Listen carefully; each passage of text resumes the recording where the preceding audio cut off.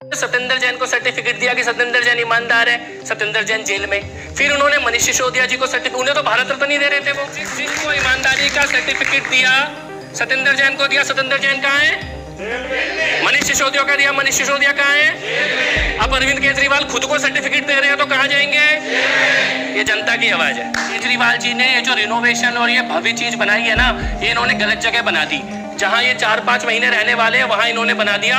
इन्हें तिहाड़ जेल में अच्छा बनाना चाहिए था, क्योंकि वहां कई साल रहने वाले हैं। ये करोड़ों रुपए का महल यहाँ तो कुछ महीने रहेंगे, लेकिन जिंदगी के कई साल जहाँ बिताने हैं तिहाड़ जेल। इतने कटाक्ष शब्द किसी और ने नहीं बोले, बल्कि ये वही आम आदमी पार्टी के पूर्व सदस्य हैं, जिन्होंने केजरीवाल के साथ आम आदमी पार्टी को मजबूत किया था। शुरू से नीयत में खोट थी, भ्रष्टाचार उनके दिल के अंदर बैठा हुआ था। मौका मिलते ही कौन आदमी कितना ईमानदार है ये तब प्रूव होता है जब उसके पास शक्ति आती है।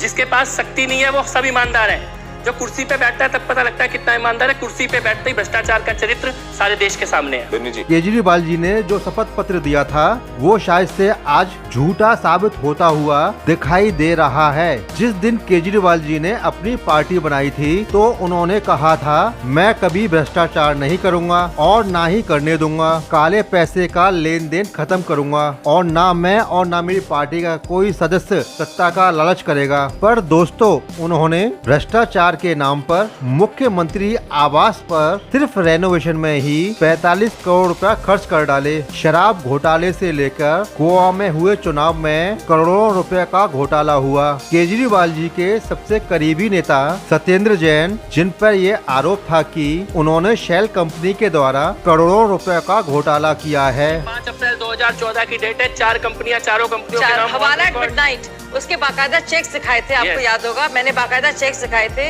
ये शेल कंपनियों से, जो शेल कंपनियां यानी खोखा कंपनीज जिन्होंने कभी ट्रांजैक्शन नहीं किया, उन्होंने कैसे 50-50 लाख रुपए यानी कि 2 करोड़ रुपए क्यों दिए हैं केजरीवाल जी को? वो पैसे कहां से आए, किसके पैसे हैं, किसी को नहीं पता था। टाइम्स ऑफ इंडिया रिपोर्ट के अनुसार माने तो सत्येंद्र जैन शेल कंपनी के द्वारा दिए गए 16 करोड़ रुपए में जुड़े हुए थे, जिसमें आगे ईडी ने भी ये माना है कि सत्येंद्र जैन गैर कानूनी तरीके से इन झूठी कंपनियों का लेन देन कंट्रोल भी किया करते थे।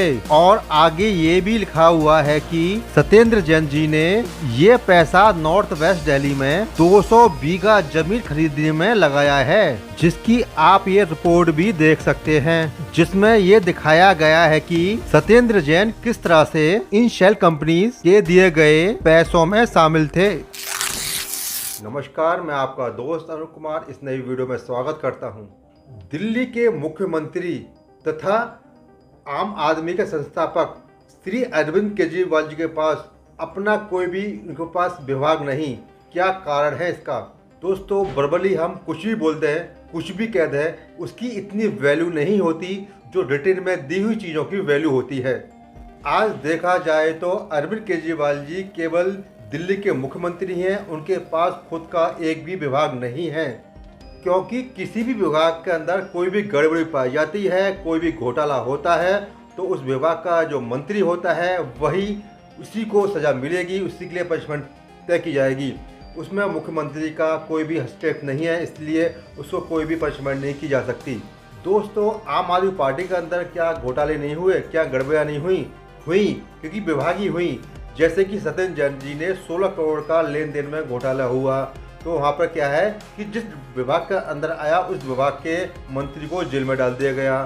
ठीक उसी तरह से जब मनीष सिसोदिया जी ने आबकारी विभाग के अंदर एक्साइज के अंदर जो गड़बड़ी की, जो घोटाले हुए, तो उनके मुख्यमंत्री को जेल में डाल दिया गया। लेकिन इन दोनों की आंच केजरीवाल पर नहीं आई, क्योंकि केजरीवाल जी ने उसमें कोई हस्तक्षेप नहीं किया, कोई भी साइनिंग नहीं किया, क्योंकि जो भी साइनिंग था, जो डिपार्टमेंट था, वो और मंत्रियों का था।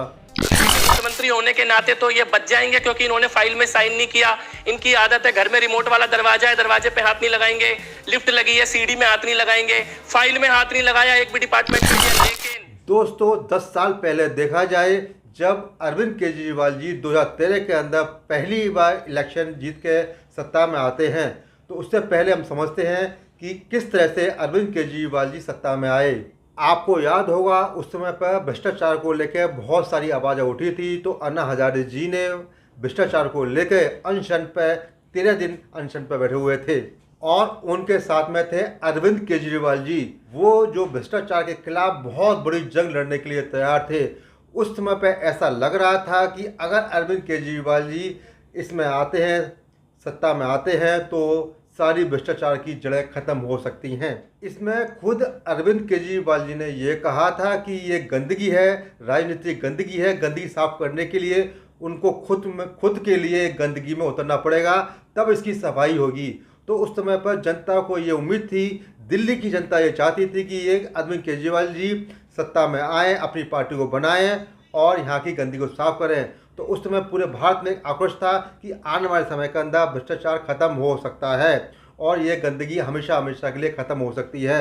जिस तरह से ये उम्मीदें जनता के अंदर जगह गए थे, उस तरह से कार्य करते तो शायद आज हमारी दिशा कुछ और होती।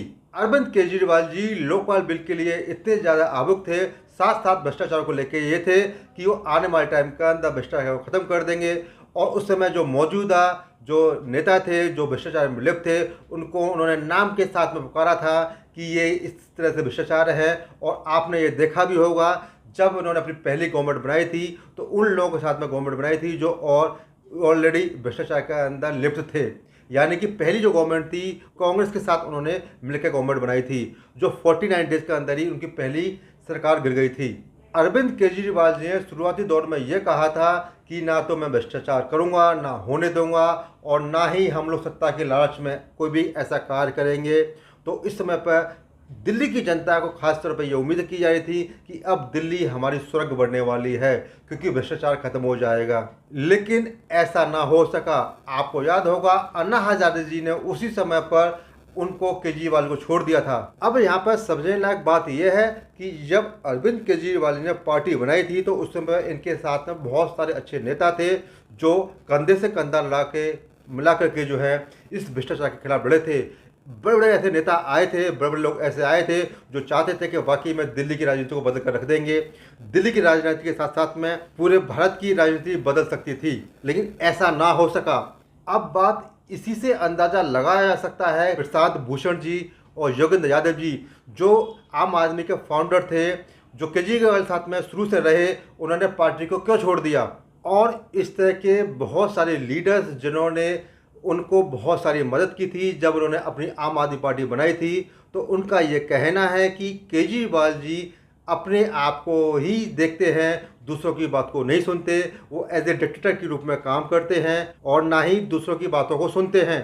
अरविंद केजरीवाल जी दिल्ली के लिए बोलते हैं कि दिल्ली को उन्होंने अच्छा बनाया। किस तरह से अच्छा बनाया? वो पहली बात बोलते हैं कि दिल्ली की शिक्षा बहुत अच्छी है। दूसरी बात कहते हैं कि दिल्ली के अंदर स्वास्थ्य विभाग बहुत अच्छा कार्य कर रहा है। अब दोस्तों यहाँ पर समझने लायक ये बात आती है कि जब 2013 के अंदर अरविंद केजरीवाल जी पहली बार दिल्ली में जीते थे, उन्होंने अपनी पार्टी बनाई थी, तो ये लोगों का प्यार था, लोगों का भरोसा था। तो ये कहीं न कहीं केजरीवाल जी का लालचपन दर्शाता है। पंजाब के अंदर उन्होंने जब अपनी गवर्नमेंट बनाई थी तो कितने वादे उन्होंने पूरे किए, आप समझ सकते हैं। हमने आपको एक पहला वीडियो दिया था, उस वीडियो का लिंक हमारे डिस्क्रिप्शन के अंदर मिल जाएगा। उस वीडियो को जरूर देखिएगा कि किस तरह से उन्होंने पंजाब में कार्य किया। पंजाब में तकरीबन 1 साल हो गया है, वहाँ के कितने वादे पूरे किए। उल्टा पंजाब कई लाखों करोड़ों के अंदर डूबा हुआ है। अगर वहाँ इसी तरह से गवर्नमेंट रहती है तो आने वाले टाइम के अंदर और ज़्यादा उसकी हालत ख़राब होने वाली है। तो डियर फ्रेंड्स, यहाँ पर समझना लायक है कि कोई भी चीज़ फ्री करके हम लोग इलेक्शन जीत सकते हैं, लेकिन क्या वाकई में ये करना ठीक है? अरविंद केजरीवाल जी हर एक स्टेट के अंदर जाके यही वर्ड बोलते हैं। अब आप देखें, कभी आप गोवा जाते हैं, कभी आप हरियाणा जाते हैं, कभी गुजरात जाते हैं, कभी कर्नाटक जाते हैं। अब देखो, जब हमने बात की यहाँ पर कि हम लोग भ्रष्टाचार के खिलाफ लड़ रहे हैं, हम लोग कोई भी ऐसी चीज़ नहीं लेंगे जो अब तक लोग राजनीति लेते आए हैं, और वही काम अब केजरीवाल जी खुद कर रहे हैं। अब आप देखें कि अरविंद केजरीवाल जी ने किस तरह से रेनोवेशन के नाम पर 45 करोड़ से ज़्यादा खर्च कर लिया, और वो भी जो चीज़ें केवल 10 रुपये आने वाली चीज़ें होती हैं वो 100 रुपये की आ रही हैं। जो 200 रुपये आप लोग एलोकेशन लगाते थे, आज वो खुद कर रहे हैं इस चीज़ के लिए। इसके लिए भी हमने आपको एक वीडियो दिया है, उस वीडियो को जाकर देख सकते हैं। तो अब यहाँ पर ये अंदाज़ा लगा सकते हैं कि केजरीवाल जी अगली बार इस तरह से इलेक्शन में दोबारा आएंगे। क्या गवर्नमेंट, क्या दिल्ली की जनता उनको दोबारा से दिल्ली का CM बनाना पसंद करेगी? इसका जवाब कमेंट सेक्शन में जाकर ज़रूर बताइएगा। तो फ्रेंड्स, इस वीडियो को हम लोग ही एंड करते हैं। अगर आपको वीडियो अच्छी लगे तो इस वीडियो को आप सब्सक्राइब कीजिए, आप अपने फ्रेंड के साथ शेयर कर सकते हैं। मिलते हैं आपको नई वीडियो में नई चीज़ों के साथ। Thanks for watching, bye bye.